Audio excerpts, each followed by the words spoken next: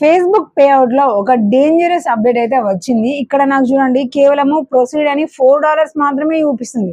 అంటే నేను ఒక మంత్ లో $4 మాత్రమే ఎర్నింగ్ చేసుకున్నాను చూపిస్తుంది. యాక్చువల్ గా అయితే నాకు పేమెంట్ రిలీజ్ అయ్యే అమౌంట్ వచ్చిన ఇక్కడ $4 మాత్రమే చూపిస్తుంది. ప్రాబ్లం ఏంటి అని చూస్తే ఇక్కడ ఎల్లో కలర్ లో some earnings are still processing and will be appear here once confirm. అంటే ఇక్కడ మన మిగిలిన పేమెంట్ అనేది ప్రాసెసింగ్ లో ఉందనంట. అది కన్ఫర్మేషన్ అయిన తర్వాత మనకి చెప్తాము అని అయితే చెప్తుంది.